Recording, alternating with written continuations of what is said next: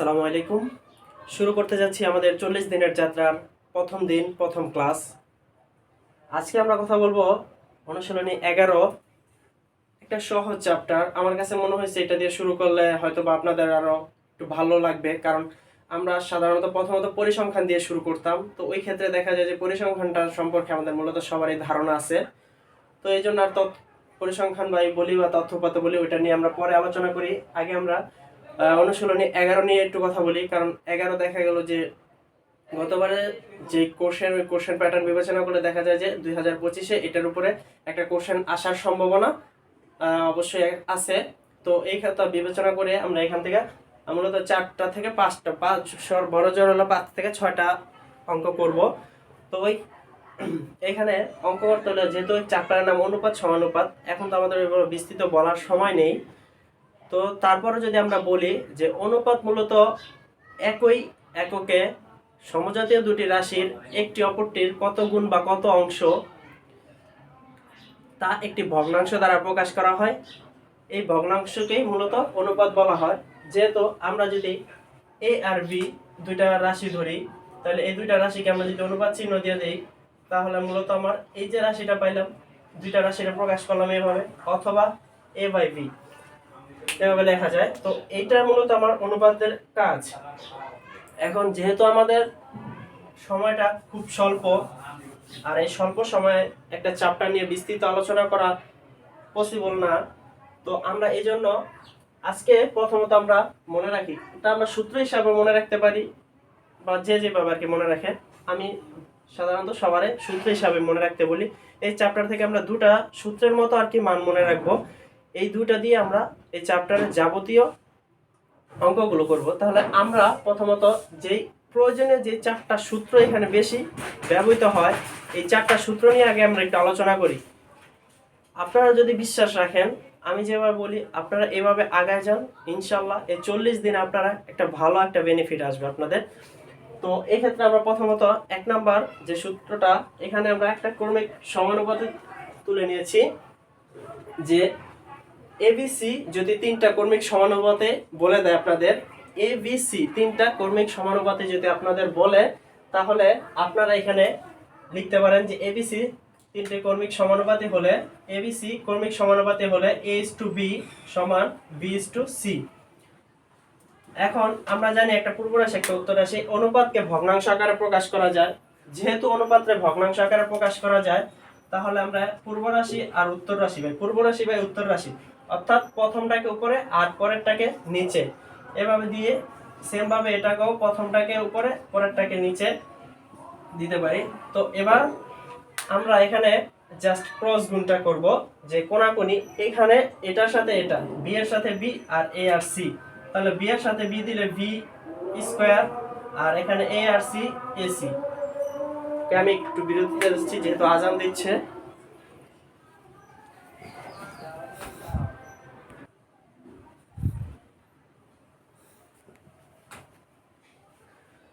ওকে, আজানের পর আবার আমরা চলে আসলাম।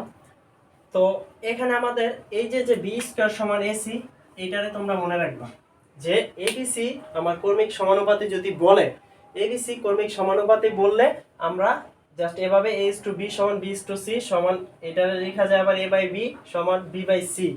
তো এখানে কোনাকুনি গুণ করলে b স্কয়ার আর এসি। সো এটা আমরা 1 নাম্বার সূত্রের মতো আর কি মনে রাখবো।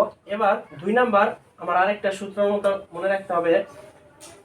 যদি আমাকে বলে এবিসি 4টি কর্মিক সমানুপাতি, এবিসি 4টি কর্মিক সমানুপাতি, যেহেতু এটা আমার একটু লাগবে, তাহলে আমরা এটার উপরে কাজ করি। তোমরা জাস্ট এটা এই পর্যন্ত আর কি বুঝলা আশা করি। তো এবার আমার যদি বইলা দেয় আমার এবিসি 4টি কর্মিক সমানুপাতি, তাহলে দেখো এখানে আমার আরেকটা ডিপ যদি বলে যে এবিসি 4টি কর্মিক সমানুপাতি হলে যদি এরকমের 4টা দিয়ে দেয়, তাহলে আমরা মনে রাখবো a:b সমান b:c সমান c:d। ওকে, যে এ বি সি ডি 4টা যদি কর্মিক সমানুপাতি আমাকে বলে, তাহলে আমরা কি বলবো a:b সমান b:c সমান c:d। ওকে, এবার এগুলোকে যেহেতু a/b আমরা এগুলো একটু আগে শিখলাম, b/c equal C by D, এভাবে প্রকাশ করা যায়।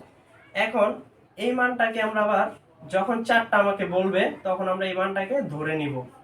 তাহলে বি বাই সি সমান সি বাই ডি কে। এই কে হলো একটি সমানুপাতিক ধ্রুবক, এটাকে আমরা ধরে নিলাম। কে হলো আমাদের এখানে একটা সমানুপাতিক ধ্রুবক। এখন দেখো এভাবে করার পরে তোমরা কি করবা, তোমাদের খাতাটাকে তিনটা ভাগে ভাগ করবা। তোমাদের খাতাটাকে তিনটা ভাগে ভাগ করবা, 1 2 3 ভাগ করার পরে দেখো ও এ বাই বি যেহেতু বি বাই সি এর সমান, C by B by C আবার সি বাই ডি এর সমান, আর সি বাই ডি সমান কে। মানে আমরা এখানে বলতেছি যে প্রত্যেকটা সমান, প্রতিটা মান প্রতিটা সমান, যেহেতু আমাদের এখানে ওইভাবে আমাদের বোঝাচ্ছি। তো কে যেহেতু আমরা এখানে সমানুপাতিক ধ্রুবকটাকে ধরে নিলাম, তো এই ক্ষেত্রে আমরা এই এ বাই বি এটা সমান এ বাই বি সমান কে, বি বাই সি সমান কে এবং সি বাই ডি সমান আমরা কে ধরে নিলাম। এবার তুমি খাতার শেষের দিক থেকে এটা সমাধান করে আসো। যে প্রথমত তুমি যদি প্রথম দিক থেকে করো তাহলে এটা একটু মিলাতে কষ্ট হয়ে যাবে। সো এই জন্য আমরা কি করব, খাতার শেষের দিক থেকে যে সি বাই ডি এই অংশটা থেকে আগে সমাধান করে আসি। দেখো এটার নিচে যদি আমরা 1 ধরি তাহলে সি অক্ষে সি, এটা দিয়ে করলে ডিকে। ওকে, আমার এটা গেল, সি এর মান ডিকে চলে আসলো। এবার এখানে সেম বি এর নিচে 1 দিলে বি অক্ষে বি, তারপরে সি কে। তো এখানে যদি এই সি দেখো, আমরা এখানে যে সি এর মানটা আমরা ডিকে পাইলাম, এই ডিকেটা আমরা এখানে বসিয়ে দিলাম। তাহলে সি এর পরিবর্তে আমরা ডিকে, আর এখানে আমাদের একটা কে ছিল, তাহলে হলো যে ডি আর কে কে কে স্কয়ার, কে কে কে স্কয়ার। এটা যদি আমরা যে সূচকের নিয়ম অনুসারে জানি, দুটি সমজাতীয় মানে দুটি একই জাতীয় যদি পদ আর কি গুণ অবস্থায় থাকে তখন তাদের পাওয়ার গুলো যোগ হয়ে যায়। যদি ভিত্তিগুলো আমার একই অবস্থায় থাকে তাহলে পাওয়ার গুলো যোগ হয়। যেহেতু আমার এই কে এর উপরে 1, এই কে এর উপরে 1, তো একত্রে আমরা যদি লিখি 1 1 2, তো কে ডিকে স্কয়ার। ওকে, তাহলে আমরা বি এর মান পেলাম ডিকে স্কয়ার। এবার দেখো বি এর মান হলো ডিকে স্কয়ার। এবার চলে আসো এ। সেম ভাবে আমরা যদি এখানে এটা দিয়ে করি, এ অক্ষে এ, এখানে হলো বি কে। সো এখানে এ রাখলাম, বি এর মান আমরা কি পেয়েছিলাম, ডিকে স্কয়ার। ওকে, বি এর পরিবর্তে আমরা ডিকে স্কয়ার, সাথে আছে কে, তাহলে এটা কত হবে ডিকে, আর এই যে দুইটা আর 1 2 আর 1 3। ওকে, তাহলে এ এর মান পেলাম ডিকে কিউব, বি এর মান পেলাম ডিকে স্কয়ার, আর সি এর মান পেলাম ডিকে। দেখো এই যে একটা আমরা যদি চারটা কর্ণিক সমানুপাতি দেওয়া থাকে, তাহলে এই যে আমাদের যে মানটা আমরা পেলাম আর কি, এটাকে আবার এই কোশ্চেনটাকে, এই সেম কোশ্চেনটাকে আবার বলে দেয় যে এবিসি চারটি কর্ণিক সমানুপাতি হলে এদেরকে ডি এর মাধ্যমে প্রকাশ করো। ঠিক আছে, তখন আমরা হলো এবিসি এই যে মানগুলোকে এইভাবে প্রকাশ করতে পারি। ওকে, তাহলে আমাদের এটা সূত্র নাম্বার 2 গেল। এর পাশাপাশি আমাদের আরো ছোট ছোট দুইটা সূত্র লাগবে, এটা আমরা এখানে লিখে দিচ্ছি। যে লাগবে a প্লাস বি হোল স্কয়ারের বর্গ নির্ণয়ের সূত্র a square plus 2ab plus B square. আশা করি এটা তো আমাদের ক্লাস 6 এর সূত্র, 6 এর প্রথম সূত্র যেটা আমরা বলি আর কি বীজগণিতের, এটা তোমরা পারবে। আরেকটা সূত্র, আপাতত এই সূত্রটাই। আর এখানে আরেকটা জিনিস আমাদের কনসেপ্টটা ক্লিয়ার হতে হবে, সেটা হলো যোজন বিয়োজন। যোজন বিয়োজন এখন তো আর অত বিস্তৃত বলা যাবে না, তো আমি একটু শর্ট করে বোঝাচ্ছি যোজন বিয়োজনটা। দেখো এই পর্যন্ত তোমরা আশা করি বুঝতে পারছো। যদি কারো কোনো জায়গায় কোনো লাইন বুঝতে অসুবিধা হয়, তোমরা কমেন্ট সেকশনে কমেন্ট করতে পারবা, অথবা হোয়াটসঅ্যাপ নাম্বার দেওয়া থাকবে, হোয়াটসঅ্যাপ নাম্বারে সরাসরি যোগাযোগ করো। আমি এগুলো আপাতত মুছে দিচ্ছি যেহেতু আমার বোর্ডটা ছোট।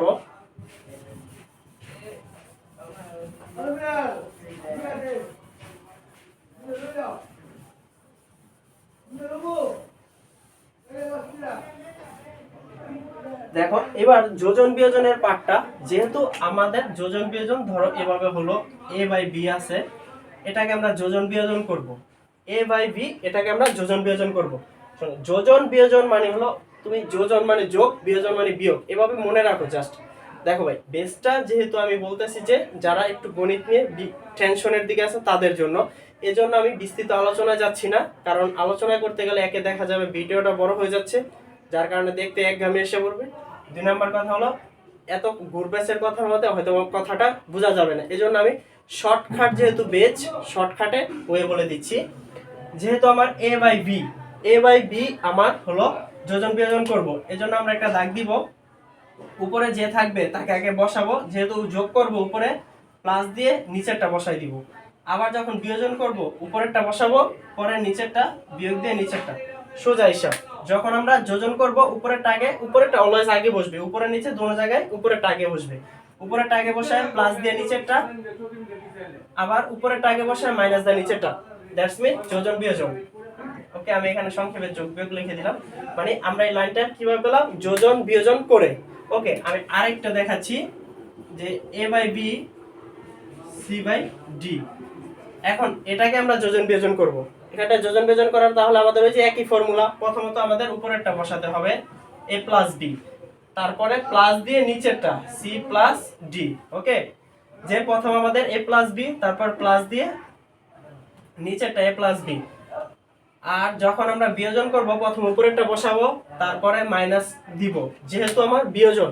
কিন্তু এখানে আপনারা একটা জিনিস মনে রাখবেন, সেটা হলো যখন আমরা বিয়োজন করব আর আমাদের এখানে একাধিক পদ থাকবে, তখন আমরা এটা প্রত্যেকটার চিহ্ন চেঞ্জ করে দিব, যে এটা সি এর আগে আছে যেহেতু প্লাস, ডি এর আগে আছে প্লাস, যেহেতু আমরা মাইনাস করতেছি দুটোটা প্লাস মাইনাস হয়ে যাবে, তাহলে সি এর আগে মাইনাস, ডি এর আগে মাইনাস। এটা আমরা যোজন বিয়োজন করলাম। আশা করি আপনারা এখানে বুঝতে পেরেছেন যে যোজন বিয়োজনের নিয়মটা কি। এখন আমরা আমাদের এই চ্যাপ্টারের জন্য এই তিন চারটা জিনিস দেখালাম, চারটা জিনিস, এই চারটা জিনিসই এনাফ। যদি তুমি এই পর্যন্ত মনে রাখতে পারো, তাহলে তুমি বিশ্বাস করো এই অধ্যায় সবকটা অঙ্ক পারবা, যে অঙ্কটা আসুক না কেন তুমি পারবা। সেম নিয়ম, 4-5টা অঙ্ক, 4-5টা নিয়মের মধ্যে তুমি জাস্ট করলেই পারবা, কোনো সূত্রের ভেজাল নাই, ক্যালকুলেশনে তেমন ঝামেলা নাই, শুধু জাস্ট করবা একবার দুইবার করে, তাহলে তোমার কনসেপ্ট ক্লিয়ার। ওকে ওকে, তাহলে এটা তো আমাদের বোঝা গেল। এবার আমরা একটা অঙ্কের মধ্যে চলে যাই।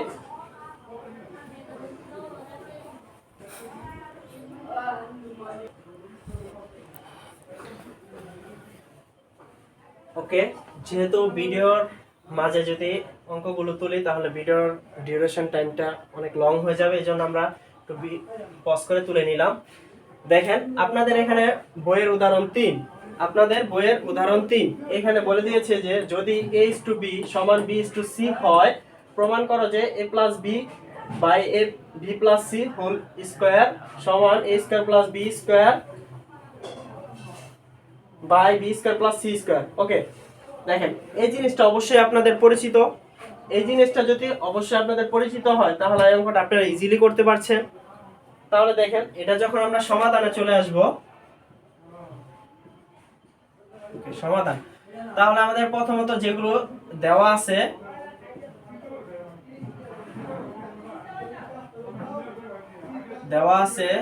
a/b সমান b/c। দেখেন আমি কিন্তু আপনাদের সর্বপ্রথমেই বলেছিলাম যে এই 1 নাম্বার সূত্রটায় যে abc তিনটি কর্মিক সমানুপাতে হলে, এটা কিন্তু সেম, আপনাদের জাস্ট এটা তারা আরেকটু অ্যাডভান্স করে দিয়েছে যে b/c সমান a/b সমান b/c, তার মানে আপনাদের আরো একটা ধাপ তারা কমিয়ে দিয়েছে। তাহলে আমরা এখানে এটা সমান লিখতে পারি a/b ইকুয়াল b/c, তাহলে এটা কোণাকুণি গুণ করলে b স্কয়ার ইকুয়াল ac। ওকে, আপনারা b স্কয়ারের মান পেলেন ac, বা ac এর মান পেলেন b স্কয়ার, যেটাই বলেন আমাদের প্রয়োজনের সুবিধার্থে আমরা লিখব। এখন এইখানে আমরা শুরু করি left hand side. Left hand সাইডে আমাদের আছে a plus b b plus c। দেখেন এটা যেহেতু আমার স্কয়ার হোল স্কয়ার, তার মানে এটার ভাগীদার ও দুজনের নিচে, ওরা দুজনের ভাগীদার। তো এই ক্ষেত্রে আমরা যদি একটু ইন্ডিভিজুয়াল লাইন করে দেই, যদিও আমার এটা আপনারা বুঝলে দরকার নাই করার। এখন এবার দেখেন এটা আমাদের একদম পরিচিত একটা সূত্র হয়ে চলে আসছে যে a plus b whole square, আর এখানে আছে আবার b plus c whole square, just একই, কিন্তু a plus b whole square আমরা বর্গ নির্ণয়ের সূত্রে আমরা এটা ভাঙাবো। যে তাহলে a square plus 2ab plus b square, আর এখানে b square 2bc plus c square. Okay, তাহলে আমরা এখানে কি করলাম, জাস্ট বর্গ নির্ণয়ের সূত্রে ভাঙিয়ে দিলাম যে a প্লাস b হোল স্কয়ারের বর্গ নির্ণয়ের সূত্রটা যে a square plus 2ab plus b square, আর নিচে আমরা এটার a এটার b মনে মনে বলবো ab, জাস্ট বসাবো এখানে এটা a এটা b, তাহলে a square plus 2ab plus b square, মানে a বলতে আমার b আর b বলতে হলো c, তার মানে b square plus 2ab bc। এখন দেখেন আপনারা এই যে b স্কয়ার এই যে b স্কয়ার, এই b স্কয়ারের মানটা আপনারা ac মান বের করছেন, এবার এই b স্কয়ারের মানটা আমরা এখানে বসিয়ে দিই, a square ab plus b স্কয়ারের মান আমরা ac, এখানে b স্কয়ারের মান ac 2bc plus c square. দেখেন এখানে কিন্তু জাস্ট আমরা কি করলাম, b স্কয়ার আর b স্কয়ার, এই যে এখানে একটা দুইটা b স্কয়ারের মান জাস্ট অ্যাড করে বসিয়ে দিলাম। তারপরে এখান থেকে আমরা উপর থেকে একটা a কমন যায়, তাহলে আমার থাকতেছে যেহেতু দুইটা a ছিল একটা থাকবে, এখানে 2b ছিল a চলে আসছে আর a চলে আসছে থাকবে c, এখান থেকে একটা c কমন যায় থাকে a plus 2b plus c, তাহলে উপরের এই অংশ আর এই অংশ বাদ থাকে a বাই c, যেহেতু এই দুটো অংশ সেম এজন্য আমার এই দুটো অংশ কাটাকাটি চলে যায় থাকে a বাই c, তাহলে এটা আমার লেফট হ্যান্ড সাইডটা ছিল, এবার আমার রাইট হ্যান্ড সাইড। আপনারা এই পর্যন্ত যেহেতু আমার বোর্ডটা একটু ছোট, এই সাইডটা মুছে দিচ্ছি।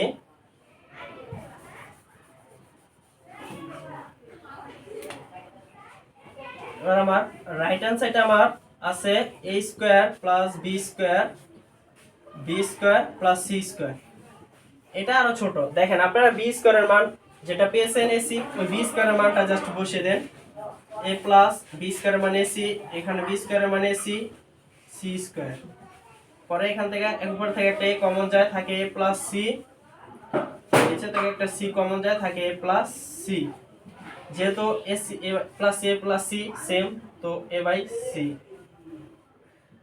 সুতরাং আমরা বলতে পারি লেফট হ্যান্ড সাইড সমান রাইট হ্যান্ড সাইড।